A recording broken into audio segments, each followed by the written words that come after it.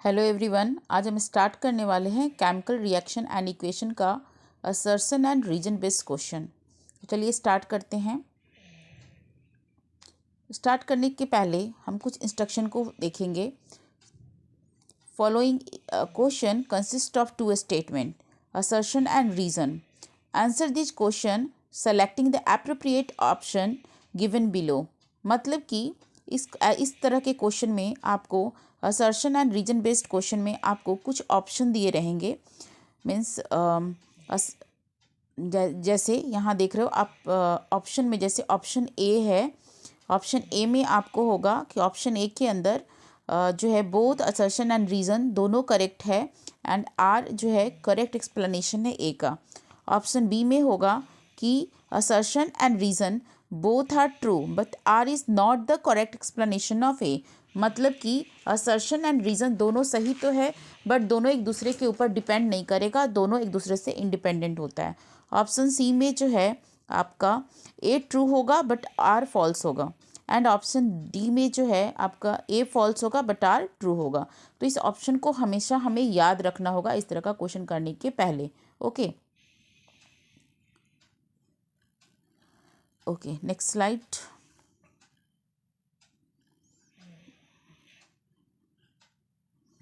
Okay, so question number 1 हम देखते हैं। क्वेश्चन 1 क्या है? असर्शन दिया हुआ है, decomposition of vegetable matter into compost is an example of exothermic reaction. तो क्या वेजिटेबल मैटर का जो डिकम्पोजिशन होता है वो काइंड ऑफ एक्सोथर्मिक रिएक्शन है? तो ये बातें बिल्कुल सही है, क्योंकि जब भी वेजिटेबल को आप देखोगे कहीं पे भी, जैसे मान लो सपोज किसी कहीं पे वेजिटेबल रखा हुआ हो, जैसे किसी टोकरी के अंदर बहुत सारा वेजिटेबल रखा हो और वेजिटेबल यदि नीचे से सड़ रहा हो और सम टाइम जब आप उसको टच करके देखोगे तो थोड़ा वहाँ पे आपको गर्म फील होगा, इसका मतलब है it is a kind of exothermic reaction. Okay, क्योंकि जहाँ पे भी एक्सोथर्मिक रिएक्शन होता है वहाँ पे हीट इवॉल्व होता है। मतलब कि असर्शन भी राइट है और रीज़न भी करेक्ट है एंड रीज़न जो है करेक्ट एक्सप्लेनेशन है ए का। सो हम ऑप्शन ए के साथ जाएंगे। Right, next question. When HCl added to zinc granules a chemical reaction occur. जब हम HCl को ऐड करेंगे, HCl को यानी कि जिंक ग्रेन्यूल्स में जब हम HCl को ऐड करते हैं तो एक केमिकल रिएक्शन होगा, बिल्कुल होगा, केमिकल रिएक्शन होगा। ये बातें असर्शन सही है हमारा। Evolution of gas and change in colour indicate that the chemical reaction is taking place. Right, तो यहाँ पे जब केमिकल रिएक्शन होगा तो जहाँ कहीं पे भी केमिकल रिएक्शन होता है तो आपको पता है कि गैस का इवोल्यूशन होता है ना। मीन्स कोई भी गैस वहाँ से इवॉल्व हो सकता है या फिर कलर चेंज हो सकता है। ओके, तो reason is also correct. Assertion भी सही है और रीज़न भी सही है, बट रीज़न जो है करेक्ट एक्सप्लेनेशन ए का नहीं है। मीन्स दोनों ए और R both are independent to each other. So हम ऑप्शन बी के साथ जाएंगे।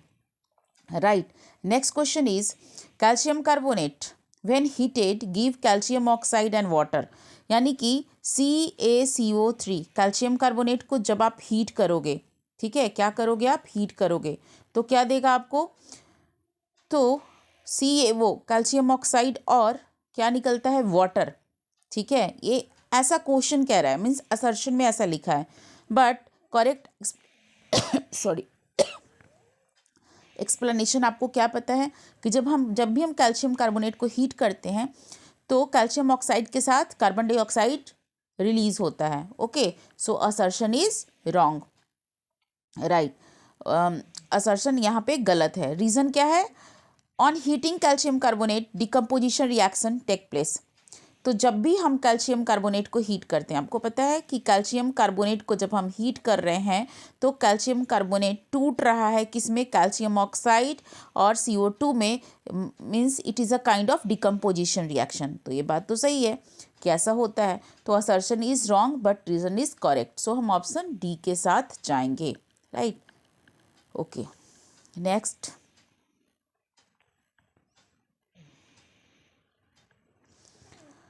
क्वेश्चन नंबर 4 देखते हैं। क्वेश्चन 4 क्या है?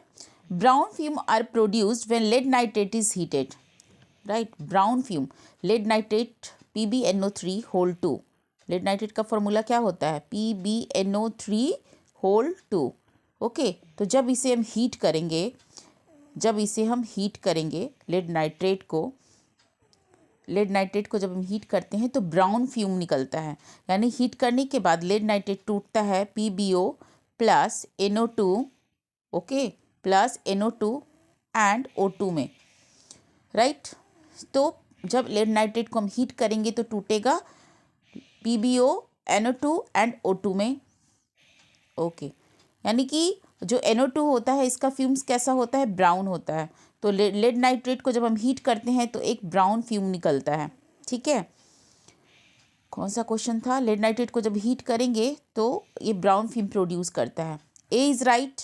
Next, nitrogen dioxide gas is produce as a by product due to decomposition of lead nitrate. तो कहता है कि नाइट्रोजन डाइऑक्साइड, अभी मैंने आपको रिएक्शन दिखाया ना कि जब भी हम लेड नाइट्रेट को हीट करेंगे तो PbO, NO2 नाइट्रोजन डाइऑक्साइड यानी और O2 रिलीज होगा। तो both are correct and R is correct explanation of A, इसलिए हम ऑप्शन ए के साथ जाएंगे। Next question number 5, while heat white silver chloride turn grey in sunlight. तो सिल्वर क्लोराइड यानी AgCl2 को जब आप सनलाइट में रखोगे उसका कलर कैसा होता है, वाइट होता है। सिल्वर क्लोराइड का कलर वाइट होता है, जब सनलाइट में रखोगे तो इसका कलर कैसा हो जाएगा, ग्रे हो जाता है, ठीक है। इसका कलर कैसा हो जाएगा, सिल्वर क्लोराइड का ग्रे हो जाएगा। Assertion is right. ऐसा होता है जब भी आप रख के देखोगे, आपने कभी रिएक्शन किया होगा तो आप रख के देखोगे तो इसका कलर चेंज हो जाता है। Decomposition of silver chloride in presence of sunlight take place to form silver metal and chlorine gas. तो ऐसा इसलिए होता है क्योंकि आपको पता होना चाहिए कि जब भी हम सिल्वर क्लोराइड को सनलाइट में रखते हैं तो यहाँ पे डिकम्पोजिशन रिएक्शन होगा। कौन सा रिएक्शन होगा, डिकम्पोजिशन रिएक्शन, मतलब सिल्वर क्लोराइड जो है डिकम्पोज हो रहा है, ओके। किस में डिकम्पोज हो रहा है, Ag और Cl2 में। सिल्वर क्लोराइड हीट की वजह से, सनलाइट की वजह से डिकम्पोज हो रहा है, मीन्स फोटोलिटिक रिएक्शन है, it is a kind of photolytic reaction, okay. तो बोथ एंड आर जो है वो करेक्ट है एंड आर जो है करेक्ट एक्सप्लेनेशन है ए का। तो हम ऑप्शन ए के साथ जाएंगे। Next question is pungent smelling gas is produced when sulphur burn in air. तो जब भी आप सल्फर को जलाओगे तो कैसा स्मेल आएगा, पंजेंट मीन्स बहुत ही स्ट्रॉन्ग स्मेल आता है इसका, स्ट्रॉन्ग अनप्लेजेंट स्मेल आएगा सल्फर को जब आप बर्न करोगे। Sulphur trioxide is formed on reaction of sulphur with oxygen. और ये कहता है कि सल्फर ट्राईऑक्साइड गैस फॉर्म होता है, बट ऐसा नहीं है। जब भी हम सल्फर को बर्न करते हैं तो सल्फर डाइऑक्साइड गैस फॉर्म होता है। So A is correct but R is false, okay. So हम किस ऑप्शन के साथ जाएंगे, ऑप्शन सी के साथ जाएंगे। हमारा ऑप्शन सी यही था। ऑप्शन ए क्या था कि ए और जो असर्शन और रीज़न दोनों करेक्ट है एंड आर जो है ए का करेक्ट एक्सप्लेनेशन है। ऑप्शन बी था कि A and R both are correct and दोनों एक दूसरे के इंडिपेंडेंट है। ऑप्शन सी था कि ए करेक्ट है बट आर फॉल्स है। तो यहाँ पे आप देख रहे हो कि ए करेक्ट है और आर फॉल्स है, इसलिए हम ऑप्शन सी के साथ जाएंगे, okay. Next question number 7। Question number 7 क्या है, in a reaction of a copper with oxygen, copper serve as a reducing agent। Copper और ऑक्सीजन का जब भी हम रिएक्शन करवाते हैं तो कॉपर रिड्यूसिंग एजेंट होता है। तो आपको पता होना चाहिए, यानी कि कॉपर प्लस ऑक्सीजन, ओके, क्या बनाएगा, कॉपर ऑक्साइड बनाएगा, है ना, कॉपर प्लस ऑक्सीजन। तो कॉपर जो यहाँ है रिड्यूसिंग एजेंट, तो रिड्यूसिंग एजेंट कौन होता है, जो ऑक्सीजन को ले लेता है, जो ऑक्सीजन के साथ अटैच हो जाता है वो रिड्यूसिंग एजेंट है। मीन्स वो खुद तो ऑक्सीडाइज हो गया बट जिससे उसने ऑक्सीजन को लिया उसको वो रिड्यूस कर दिया, ठीक है, वो खुद, यानी कॉपर यहाँ पे ऑक्सीजन को ले रहा है तो कॉपर क्या हुआ, ऑक्सीडाइज हो गया और ये ऑक्सीजन को ले रहा है ना। मीन्स वो जिससे भी ऑक्सीजन को लेगा उसको वो रिड्यूस कर दिया, यानी कि ये खुद ऑक्सीडाइज तो हो रहा है, साथ में रिड्यूसिंग एजेंट है, राइट। तो यहाँ पे हमारा असर्शन क्या कह रहा है कि कॉपर जो है, कॉपर विथ ऑक्सीजन का जब रिएक्शन करवाएंगे तो कॉपर रिड्यूसिंग एजेंट की तरह काम करता है, बिल्कुल सही है। The substance which gain oxygen in a chemical reaction act as a, तो जो ऑक्सीजन को लेता है वो रिड्यूसिंग एजेंट की तरह काम करता है। ये बात भी सही है, A and R is correct and R is also correct explanation of A, so हम ऑप्शन ए के साथ जाएंगे।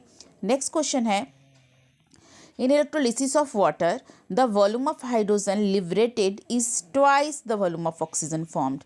तो इलेक्ट्रोलिसिस आप याद करो कि इलेक्ट्रोलिसिस क्या होता है, यानी कि वाटर लेंगे और वाटर को जब हम इलेक्ट्रिसिटी पास करवाएंगे, इलेक्ट्रोलिसिस हो जाएगा वाटर का, ठीक है। इलेक्ट्रिसिटी जब पास करवाएंगे और ये टूट जाता है हाइड्रोजन और ऑक्सीजन में, तो यहाँ पे क्वेश्चन है हमारा कि जब ये टूटता है तो ऑक्सीजन का जो वॉल्यूम है और हाइड्रोजन का जो वॉल्यूम है, the volume of hydrogen liberated is twice the volume of oxygen.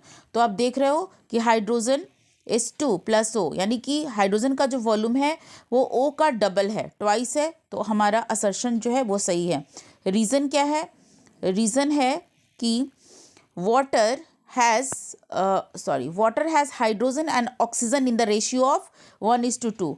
तो क्या वाटर के अंदर हाइड्रोजन और ऑक्सीजन का रेशियो 1:2 है? आप देखो 1:2 है हाइड्रोजन ऑक्सीजन का रेशियो, तो ये बातें बिल्कुल सही नहीं है, है ना।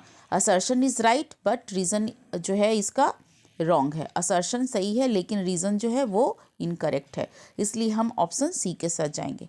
नेक्स्ट क्वेश्चन है, corrosion of iron is commonly known as rusting. तो आयरन के कोरोजन को तो जब कोरोजन आयरन में हो तो हम उसे रस्टिंग कहते हैं। ओके, करेक्ट है। Corrosion of iron occur in presence of water and air, ये भी बात सही है कि आयरन का कोरोजन जो है वो उसके लिए जो है हमें वाटर भी चाहिए और एयर भी चाहिए, ठीक है।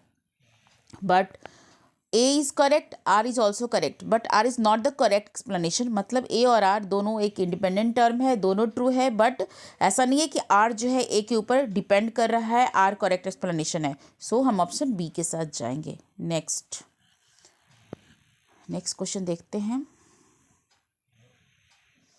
Question number 10, the balancing of chemical equation is based on law of conservation of mass. बिल्कुल सही है। बैलेंस हम क्यों करते हैं, क्योंकि law of conservation of mass को सेटिस्फाई करता है। ओके, और law of conservation of mass क्या कहता है, total mass of reactant is equal to total mass of product. तो law of conservation of mass कहता है कि total mass of reactant is equal to total mass of product. तो A and R both are correct and R is also correct explanation of A, so हम option A के साथ जाएंगे। Next question है, in a balancing chemical equation total mass of the reactant is equal to total mass of the product। ये बातें बिल्कुल सही है। हम बैलेंस क्यों करते हैं कि रिएक्टेंट और प्रोडक्ट दोनों का मास इक्वल होना चाहिए, एंड इसका रीज़न है मास can neither be created not destroyed during a chemical reaction. और ऐसा इसलिए होता है क्योंकि किसी भी केमिकल रिएक्शन के अंदर मास को ना हम क्रिएट कर सकते हैं ना डिस्ट्रॉय कर सकते हैं। Okay, so A and R both are correct and R is also correct explanation of A. Okay, so हम ऑप्शन ए के साथ जाएंगे। नेक्स्ट क्वेश्चन है, and iron articles are painted so as to prevent them from rusting. Iron articles को paint क्यों करते हो भाई, इसलिए पेंट करते हो ताकि उसमें रस्टिंग ना हो, है ना, उसमें जंग ना लगे। रीज़न है, when the surface of iron is coated with a paint its surface does not come in contact with oxygen and moisture, therefore rusting does not take place. तो ये बात बिल्कुल सही है। पेंट इसलिए ही तो हम करते हैं ताकि सपोज ये आयरन आर्टिकल है ना, इसको हमने पेंट कर दिया ऊपर से, तो और यहाँ पे ऑक्सीजन है या वाटर है, तो इसके कांटेक्ट में ना आए, वो उसको जो है ऑक्सीजन और एयर से, ऑक्सीजन और वाटर से उसके कांटेक्ट को प्रिवेंट करता है, कांटेक्ट होने नहीं देता है ना। और जब कांटेक्ट ही नहीं होगा तो रस्टिंग भी नहीं होएगा। ओके, चलिए, तो इसलिए हम ऑप्शन ए के साथ जाएंगे। Right, next question, question number 13, chemical reaction change the physical and chemical state of a substance. Okay, ये बात सही है। किसी भी केमिकल रिएक्शन में जब भी आप केमिकल रिएक्शन करते हो तो फिजिकल और केमिकल स्टेट दोनों चेंज हो जाता है। सपोज आप कोयला जला रहे हो, कोल को जला रहे हो, तो कोल को जलाना एक केमिकल रिएक्शन है, तो आप जलाने के बाद देखते हो उसका फिजिकल स्टेट चेंज हो गया, उसका केमिकल स्टेट भी चेंज हो गया। रीज़न क्या है, when electric current is pass through water it decompose to produce hydrogen oxygen gas. ये बात भी बिल्कुल सही है। इलेक्ट्रिक करंट को अभी हमने देखा, इलेक्ट्रोलिसिस करवाया था, वाटर से पास करवाया, तो ये हाइड्रोजन और ऑक्सीजन में टूट जाता है। बट ये दोनों बातें सही है, लेकिन इसका केमिकल रिएक्शन से कोई लेना देना नहीं है, यानी कि फर्स्ट वाले असर्शन से असर्शन का ये कोई एक्सप्लेनेशन नहीं है. So assertion and reason both are correct, but reason is not the correct explanation of A. So हम ऑप्शन बी के साथ जाएंगे. नेक्स्ट क्वेश्चन है, when calcium carbonate is heated it decomposes to give calcium oxide and carbon dioxide. अभी इससे पहले वाले question में बच्चों हमने बताया था कि कैल्शियम CaCO3 कैल्शियम कार्बोनेट को जब हम हीट करते हैं तो ये काइंड ऑफ डिकम्पोजिशन रिएक्शन है, और हीट होने के बाद एक calcium oxide plus carbon dioxide में टूटेगा. ओके, ठीक है, यानी कि हमारा असर्शन तो सही है. रीज़न देखते हैं क्या है. The decomposition reaction take place on application of heat, therefore it is an endothermic reaction. Okay, तो decomposition reaction, जब भी decomposition reaction होता है तो हम हीट देते हैं. ये बात बिल्कुल सही है कि decomposition reaction है तो थर्मल decomposition है तो हम हीट देंगे. समटाइम सनलाइट की वजह से भी decomposition होता है. ठीक है, तो जो है ये काइंड ऑफ इंडोथर्मिक रिएक्शन है, क्योंकि जहाँ भी इंडोथर्मिक रिएक्शन होता है वो हीट एब्जॉर्ब करता है. बट असर्शन और रीज़न दोनों जो है वो दोनों एक दूसरे के इंडिपेंडेंट है. R is not the correct explanation of A. So हम ऑप्शन बी के साथ जाएंगे. नेक्स्ट क्वेश्चन है, zinc react with sulphuric acid to form zinc sulphate and hydrogen gas and it is a displacement reaction. ठीक है, तो ये क्या कहता है, zinc react with sulphuric acid H2SO4. तो जब सल्फ्यूरिक एसिड के साथ रिएक्ट करेगा तो क्या बनाएगा, ZnSO4 zinc sulphate. Okay, and साथ में जो है हाइड्रोजन गैस रिलीज होगा. सही है, असर्शन सही है. And it is a kind of displacement reaction, क्योंकि आपने देखा कि इसमें जिंक जो है किसके साथ गया, जिंक सल्फेट बनाया, ZnSO4 बनाया, यानी H2SO4 का जो सल्फेट वाला पार्ट है वो जिंक के साथ आ जाता है. सो ये डिस्प्लेस कर दिया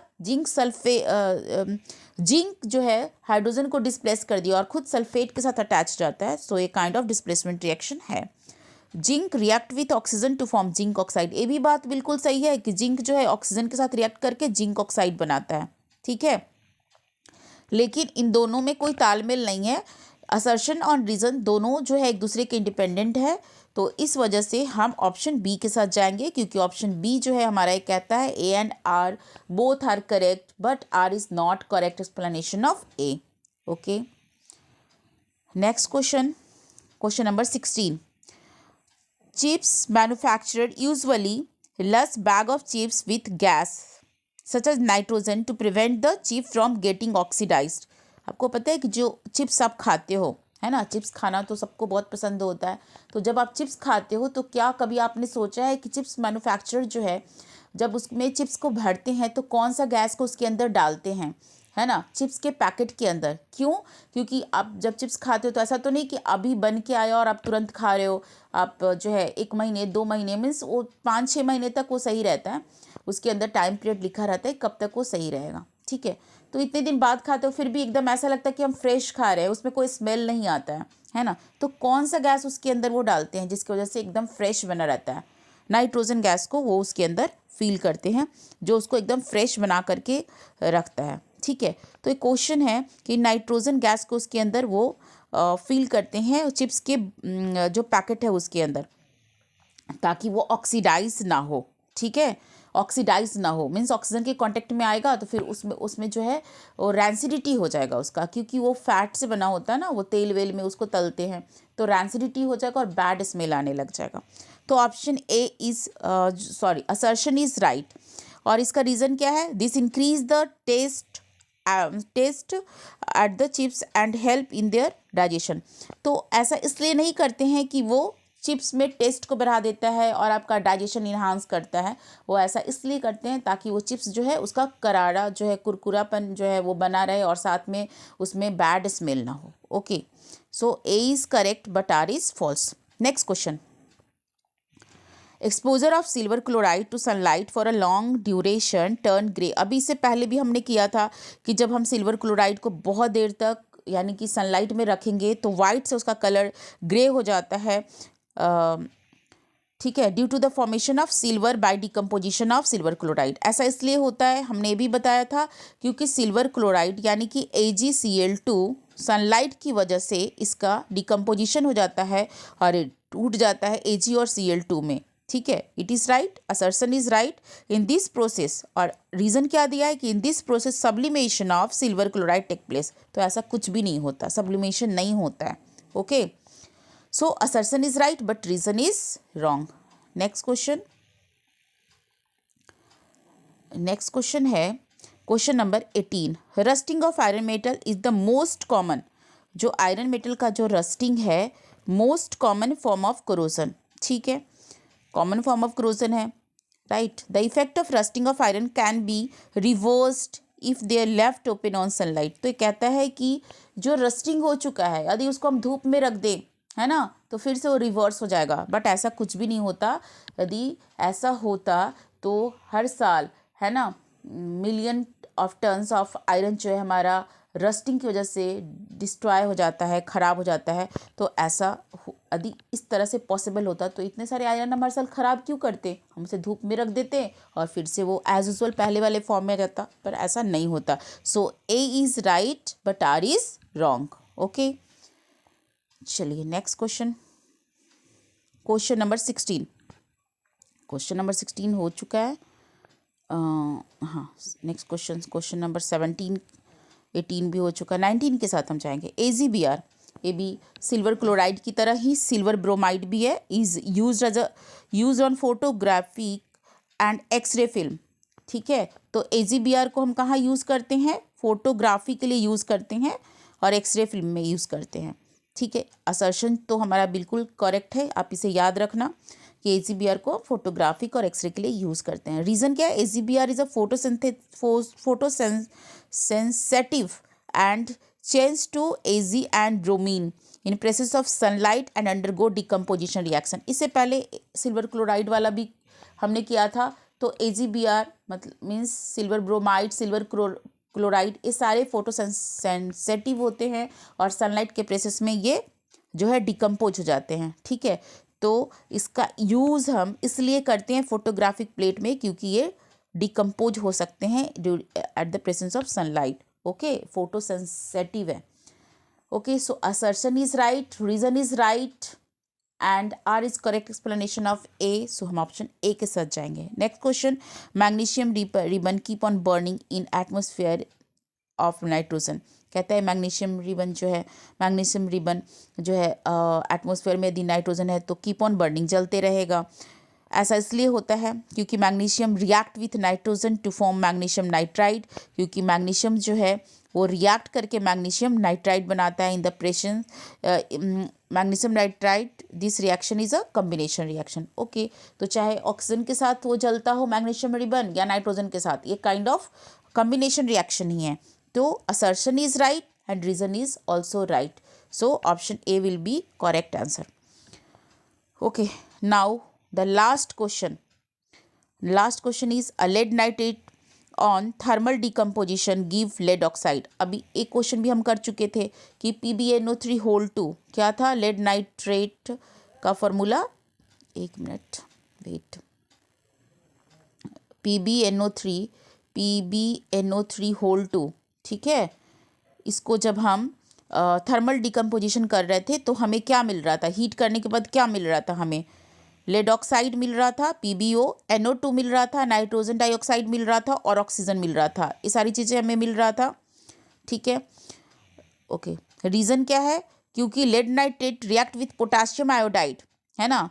ऐसा इसलिए होता है क्योंकि लेड नाइट्रेट जो है पोटासियम आयोडाइड के साथ भी रिएक्ट कर सकता है to form LOPPT of lead iodide and the reaction is double displacement as well as precipitation reaction. ये बात तो बिल्कुल सही है। Reason is correct and assertion is also correct but reason is not the correct explanation of A. Means दोनों term जो है, दोनों सेंटेंस एक दूसरे के बिल्कुल इंडिपेंडेंट हैं। ओके, क्योंकि देखो, जब NO3 होल 2 यानी लेड नाइट्रेट जब पोटासियम आयोडाइड यानी कि पोटासियम आयोडाइड के साथ जब रिएक्ट करेगा तो क्या बनाएगा? ये क्या बनाएगा? PbI2 यानी जो है लेड आयोडाइड बनाएगा एंड KNO3। ठीक है, लेड आयोडाइड बनाएगा एंड KNO3 बनाएगा, पोटासियम नाइट्रेट बनाएगा। चूंकि 2 बार डिस्प्लेसमेंट हो रहा है, लेड जा रहा है आयोडाइड के साथ और एंड पोटासियम जा रहा है नाइट्रेट के साथ, तो यहाँ पे 2 बार डिस्प्लेसमेंट हो रहा है तो डबल डिस्प्लेसमेंट रिएक्शन है, बट हमारे ए और आर के बीच में कोई रिलेशन नहीं है। बोथ टर्म करेक्ट है एंड बट ए और आर के बीच में कोई रिलेशन नहीं है, इसलिए हम ऑप्शन बी के साथ जाएंगे, है ना। Okay, thank you.